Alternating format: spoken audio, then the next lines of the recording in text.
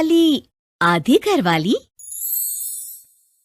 सिमरन की छोटी बहन विभा माँ के होते हुए भी सिमरन के ही पीछे लगी रहती थी। सिमरन, आ गई हो तो इसे खाना खिला दो। बोल रही है तुम जब तक नहीं खाओगी ये भी नहीं खाएगी। क्या है विभा, तुम खा लिया करो ना, मुझे ऑफिस से आने में देर हो जाती है। और कोई छोटी बच्ची तो हो नहीं तुम जो खाना भी नहीं खाती हो कि दीदी आएगी तो ही खाऊंगी। हाँ हाँ, छोटी बच्ची ही समझ लो। और एक बात, जब आपको पता है कि मैं आपके बिना नहीं खाती हूँ तो रोज रोज क्यों बोलती हो? अरे क्या है ये, दोनों बहनें कम माँ बेटी ज्यादा लगती हो।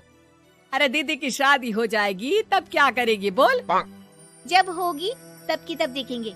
मैं तो दीदी के साथ ही रहूंगी हमेशा। दोनों की शादी ऐसे घर में कर देंगे जहाँ दो भाई हो।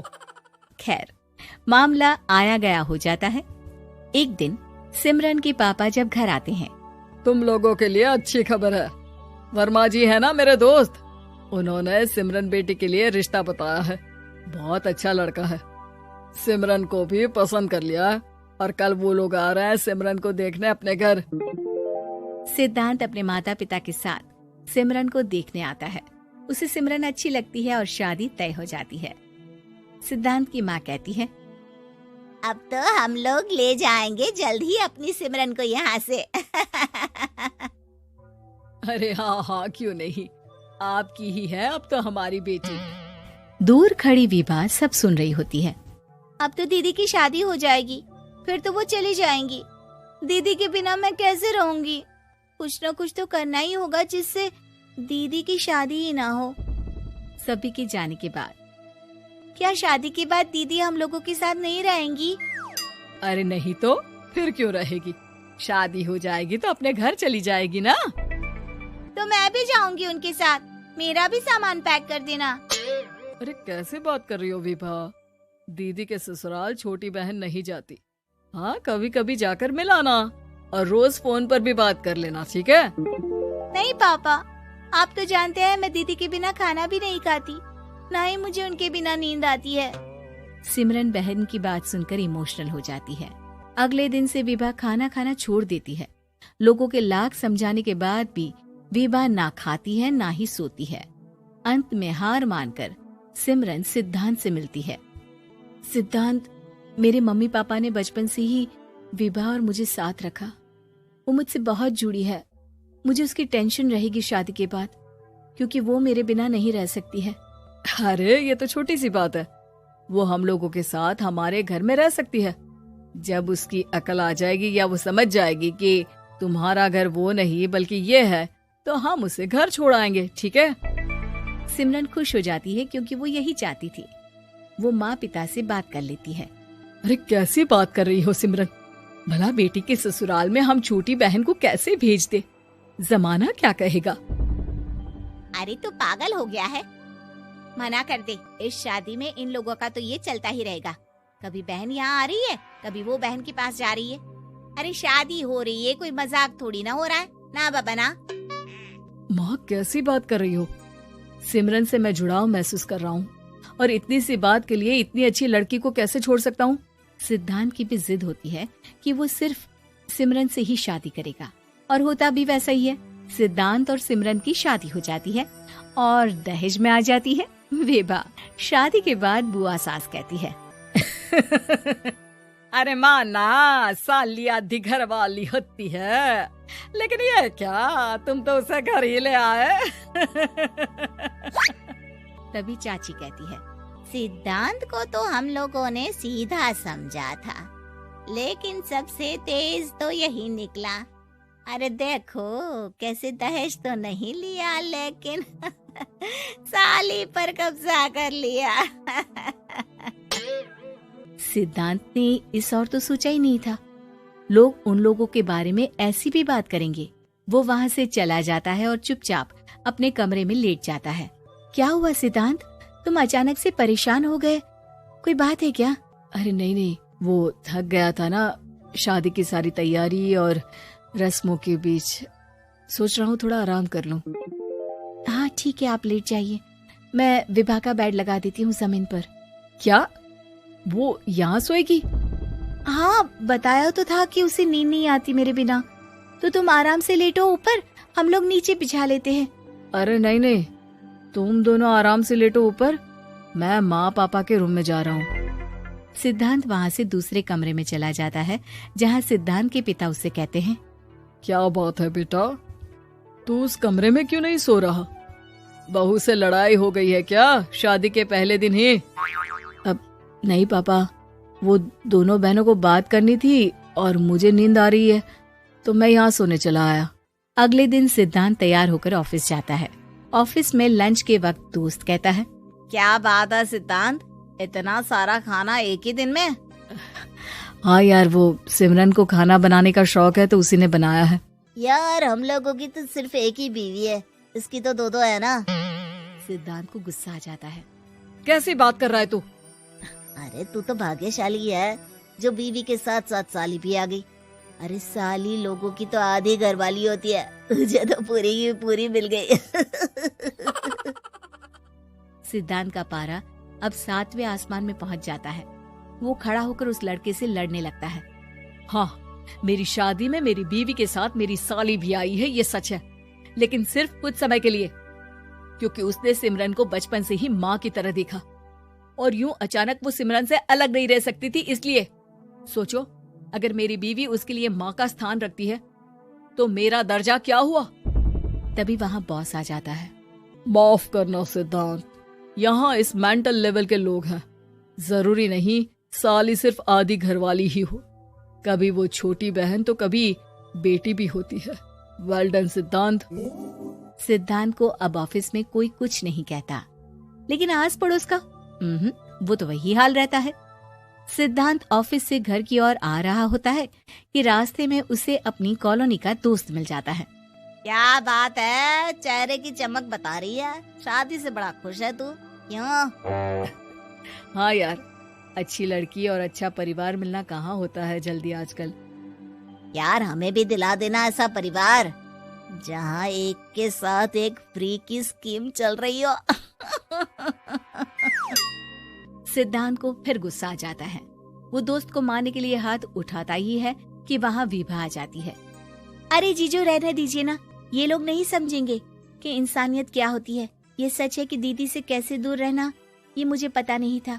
आपने मुझे दीदी के पास रहने का मौका देकर ये समझने का मौका दिया कि लड़की का असली घर उसका ससुराल होता है। मैं समझ चुकी हूँ, मैं जा रही हूँ जीजू, लेकिन मैं खुश हूँ कि आपने मुझे अपनी छोटी बहन समझा। सभी उन लोगों को देखकर ताली बजाने लगते हैं। विभा अपने घर चली जाती है और सिद्धांत खुशी खुशी सिमरन के साथ रहने लगता है। पूरी घरवाली। लालच किस हद तक आदमी पर हावी होता है, आइए देखते हैं। देख राधा, तुझे घर का सारा काम आता है, ये अच्छी बात है, लेकिन हमें ये नहीं पता था कि तू पढ़ी लिखी कम है और तेरी छोटी बहन की तो सरकारी नौकरी भी लग गई है। कैसी बात कर रही है माँ जी? सारी बात करके ही तो पापा ने शादी की थी। अब जब छोटी की सरकारी नौकरी लग गई है तो आप लोग ऐसे बात कर रहे हैं। ज्यादा बकबक मत करियो। हम लोगों को पता होता कि तेरी छोटी बहन की सरकारी नौकरी लगने वाली है तो तुझसे तो कभी शादी ना करवाते अपने होनहार बेटे की। अरे तो मुझ में क्या कमी है? वैसे भी आप लोगों ने तो उस वक्त कहा था कि आप लोगों को घरेलू लड़की चाहिए। तभी पति महेश आ जाता है। देख राधा, 100 की सीधी एक बात बता देता हूँ, तू जा और अपनी बहन को बोल कि उसे यहाँ रहकर अपनी कमाई हम लोगों को देनी होगी जब तक हमारे सारे कर्जे उतर नहीं जाते, नहीं तो तू अपना बोरिया बिस्तर बांध और निकल मायके। राधा पति की बात सुनकर हैरान रह जाती है। दिमाग है भी क्या आप लोगों के पास? क्या बोले जा रहे हैं? साली को घर पर रखेंगे? अरे मोहल्ला समाज क्या कहेगा? और माना पिताजी को उसके पैसों की जरूरत नहीं है, लेकिन वो अपनी कमाई आप लोगों को क्यों देगी? अरे क्योंकि हम लोगों के ऊपर कर्जे हैं, समझी? या तो तू कमा कर ला या अपनी बहन को बोल कि अपनी बहन का घर बचाना चाहती है तो यहाँ आकर रहे। सभी मिलकर राधा को घर से निकाल देते हैं। राधा भी कहाँ जाती, मायके जाकर रोने लगती है। छोटी बहन मीना कहती है, अरे क्या हो गया दीदी, कितना पैसा मांग रहे हैं? अरे अभी दे देते हैं ना, रो मत, अब तो मेरी भी नौकरी है। लेकिन राधा तो रोए ही जा रही थी। नहीं नहीं, इस बार लगता है उन लालची लोगों ने कुछ और ही डिमांड रखी है, वरना राधा इतना ना रोती। क्यों बेटी, क्या हुआ है? माँ, पिताजी, इस बार जो उन लोगों ने मांगा है ना, वो सुनकर तो आप लोगों के पैरों के नीचे से जमीन खिसक जाएगी। ऐसा क्या मांगा है दीदी? तुझे मांगा है।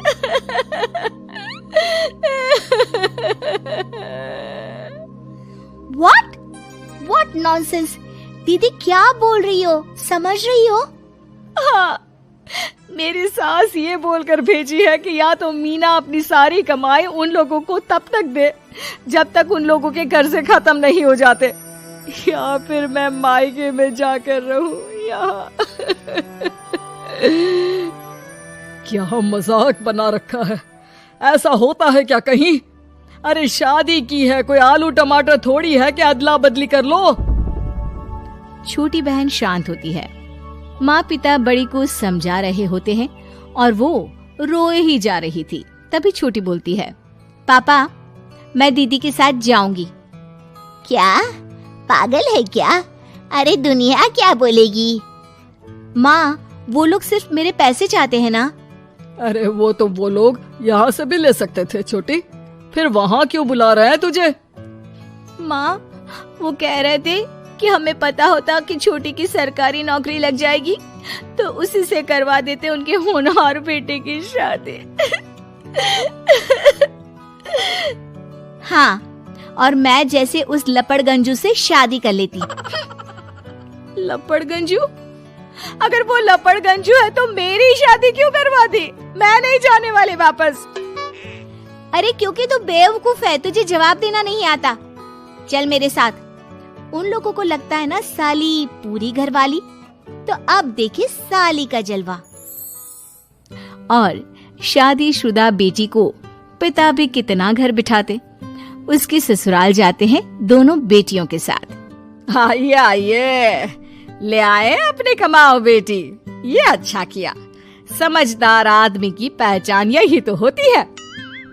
मुझसे बात करिए ना, मैं रहने आ रही हूँ इस घर में, तो मेरी कुछ शर्तें रहेंगी। अरे वाह जी वाह, बहन के ससुराल में भी शर्तें?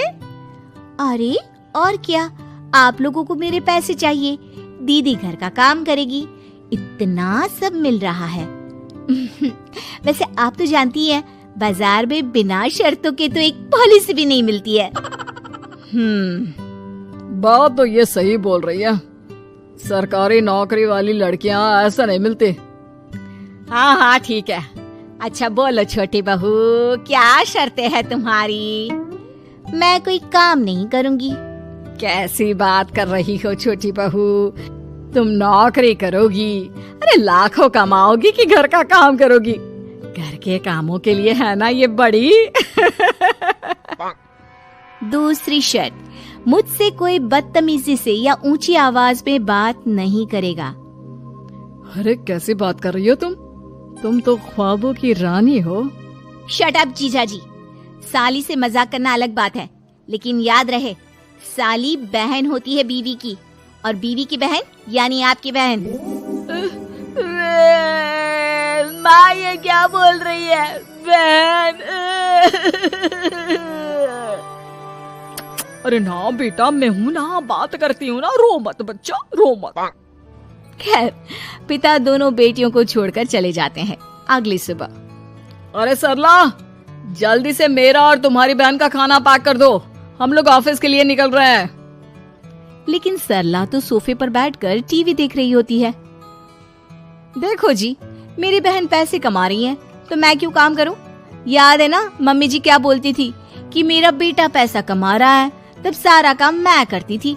अब मेरी बहन कमा रही है तो मैं भी काम नहीं करूंगी। हाँ। अरे साली साहिबा, चलिए ना, मैं आपको दफ्तर छोड़ देता हूँ। क्या रेपुटेशन बनेगी हमारी। हाँ हाँ जीजाजी चलिए, आज आपकी ये इच्छा भी पूरी कर देते हैं। छोटी के ऑफिस में, अरे ये कौन है? तेरे जीजाजी है ना? ये कैसे तुझे छोड़ने आ गए? अरे वो अब ना मेरे पास ही रहती है। सभी एक दूसरे की तरफ देखने लग जाते हैं।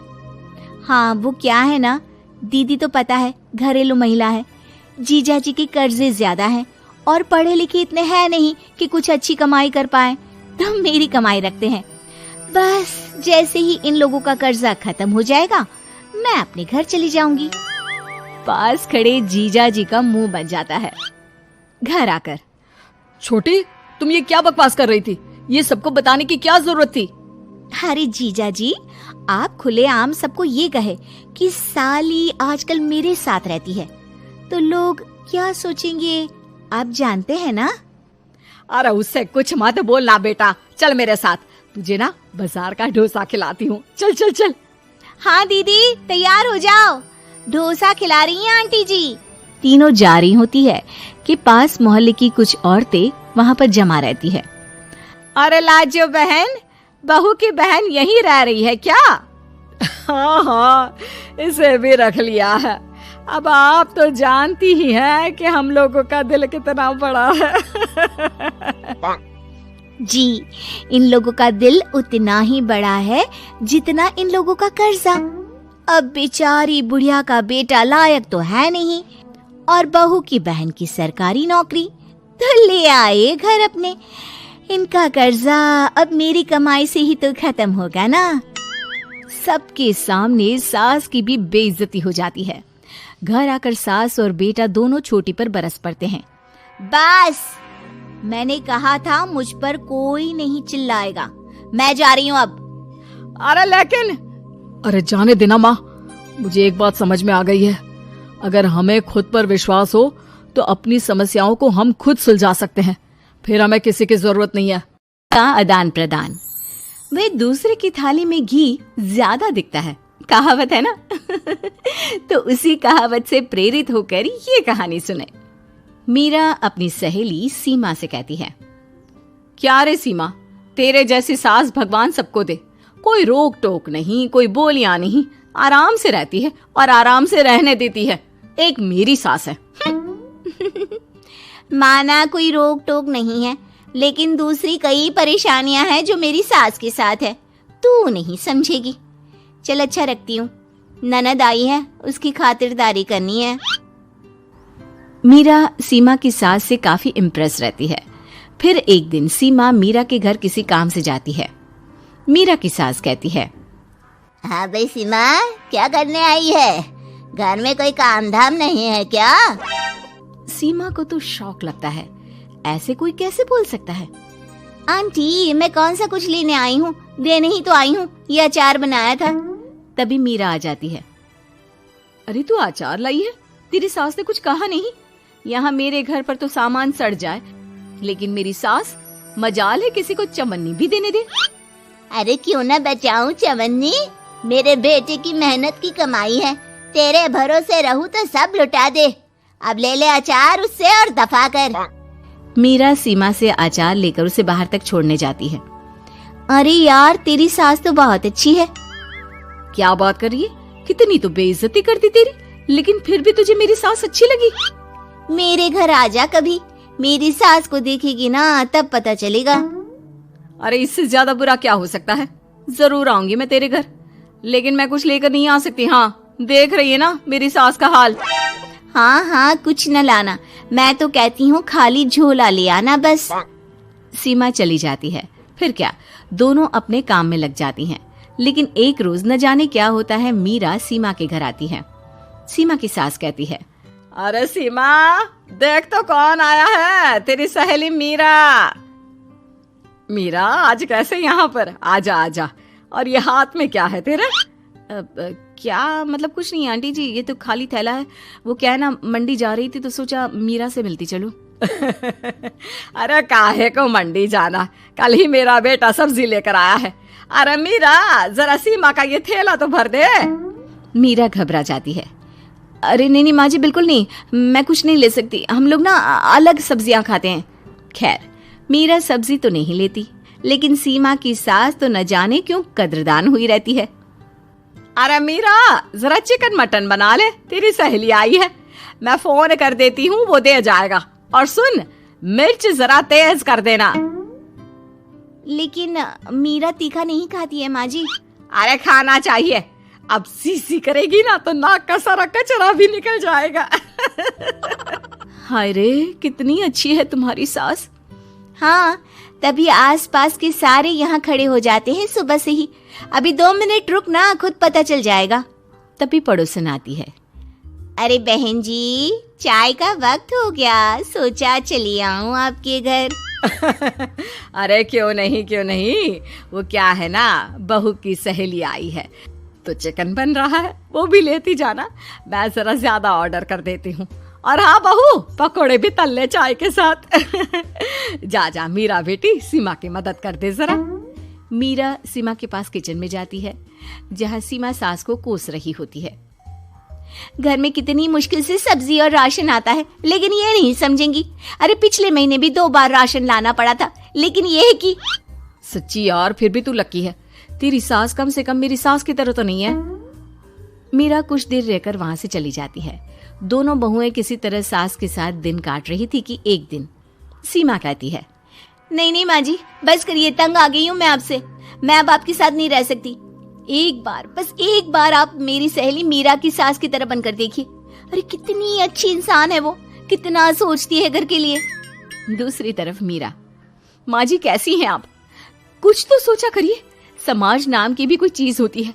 बस एक बार मेरी सहेली सीमा की सास की तरह बनकर देखिए।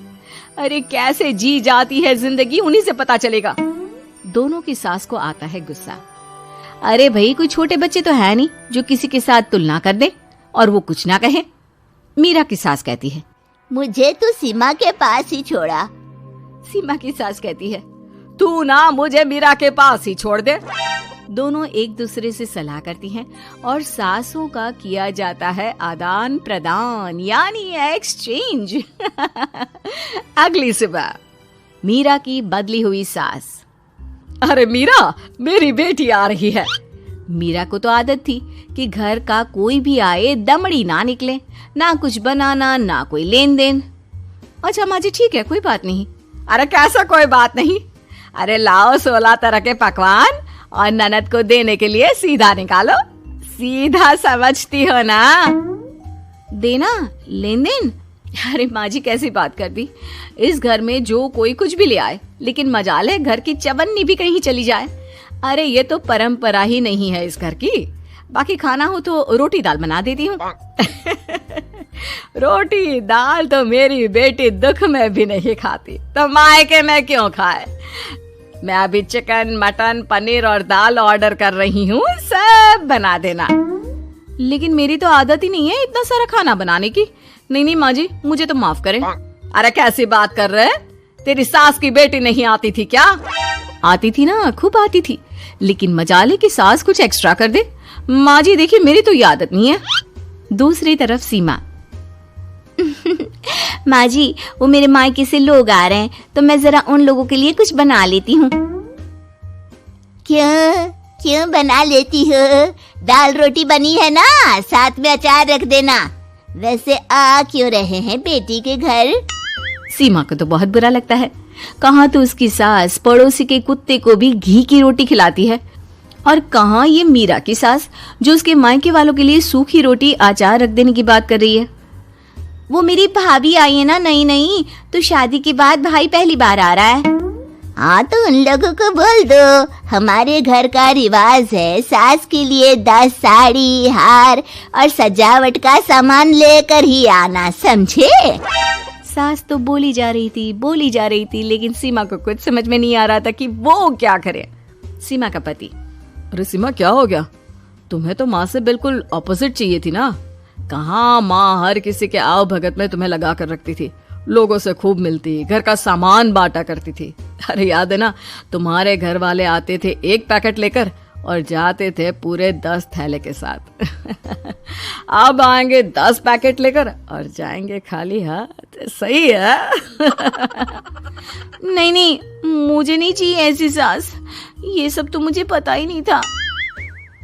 सीमा घबराकर मीरा की सास को लेकर उसके घर जाती है, जहाँ मीरा, सीमा ले जा अपनी सास भाई। हाँ मैं भी तेरी सास वापस ही देने आई हूँ। चलो मम्मी जी, मेरे लिए तो आप ही सही हो। सास का दहेज। स्नेहा के बेटे की शादी शिल्पी से होती है। शिल्पी दहेज में हर सामान लेकर आती है जो पहले से ही स्नेहा के घर होता है। ये सामान स्नेहा के पापा ने उसे दिया था। अरे शिल्पी, मेरा टीवी क्यों हटाया? क्यों हटाया मतलब? अरे बड़ा और अपडेटेड टीवी है ये। स्नेहा को गुस्सा आता है और वो शिल्पी के बड़े टीवी के बगल में अपने पुराने जमाने का टीवी भी रख देती है। बड़ी आई अपडेटेड वाला। अरे बहुत सारी तेरी जैसी बहुओं को जानती हूँ मैं, जो घर से लाए सामान का रौब दिखाती है। ये ना समझ के हम भिखारी हैं। देख ले, हमारे पास भी टीवी है। ओहो, जो करना है वो करो। कोई मेहमान आएगा तो हंसेगा कि एक ही जगह दो दो टीवी। हंसने दे, दुनिया भी तो देखे कि सिर्फ तू नहीं, मैं भी दहेज लेकर आई थी। अब यही हाल हर सामान का हो जाता है। ड्राइंग रूम में एक साथ दो तरह के सोफे रखे होते हैं, एक नया आलीशान तो एक पुराना लकड़ी का। शिल्पी स्नेहा की इस आदत से काफी दुखी हो जाती है। एक टीवी पर रामायण चलती है तो बगल की टीवी में फिल्मी गाने, किसी को किसी की आवाज भी सुनाई ना पड़े वैसे। घर के दूसरे सदस्य भी सास बहू की इस आदत से परेशान हो जाते हैं। एक दिन स्नेहा की बहन उसके घर आती है और घर का नजारा देखकर हैरान हो जाती है। कहीं पुरानी फ्रिज के बगल में, कहीं नई फ्रिज, तो कूलर के ठीक ऊपर एसी। अरे स्नेहा, ये तूने घर की क्या हालत बना रखी है? बहू रानी, तू तो नए जमाने की लड़की है, फिर घर को कबाड़ी बाजार सा कैसे सजा रखा है? नया फैशन है क्या? देखिए ना मौसी, माँ जी अपना पुराना सामान निकालना ही नहीं चाहती। वो सोचती है कि उनका ही सामान घर में रहेगा। अरे बहन, तू इस मामले में ना बोल तो ही अच्छा है। मैंने बहुत सी बहुओं को देखा है अपने लाए सामान पर सास को धौंस दिखाते, और मैं भला किसी की धौंस को क्यों सहन करूं? मेरे पास तो सारा सामान है, और वैसे भी क्या कहते हैं, ओल्ड इज गोल्ड। अब क्या था, शिल्पी ये सुनते ही भड़कती है और जोर जोर से चिल्लाने लगती है। वाह माँ जी वाह, जरा अपना सोफा तो देखिए, ऐसा लग रहा है खुदाई से निकला है लकड़ी का। और मेरा सोफा देखिए कैसे लेदर की चमक और गुदगुदा सा है।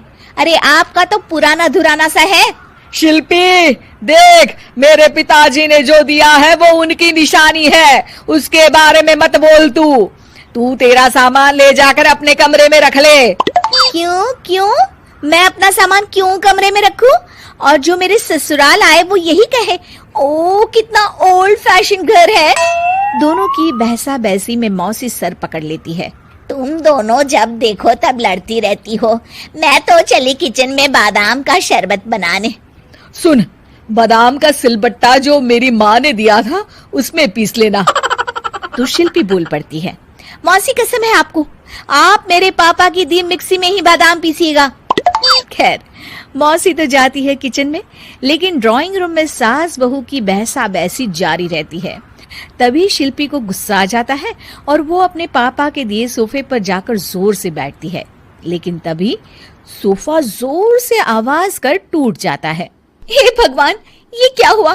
ये सोफा कैसे टूट गया? बेटा, अब समझ में आया ओल्ड इज गोल्ड क्यों कहा जाता है। टूट गया ना तेरा सोफा। तभी किचन से जोर से आवाज आती है और मौसी काली पीली होकर किचन से बाहर निकलती हैं। शिल्पी, तुम्हारी कसम के चक्कर में मैंने बादाम के लिए मिक्सी का उपयोग किया था, लेकिन जैसे ही प्लग ऑन किया, अरे मेरा ये हाल हो गया। और भरोसा करो आजकल की चीजों पर। मैंने तो कहा था तुझसे, माँ की सिलबट्टे पर बादाम को पीसती तो तेरा ये हाल ना होता और स्वाद का स्वाद बरकरार रहता। अरे जब सब चीजें घर में थी तो क्या जरूरत थी तेरे पापा को सामान देने की।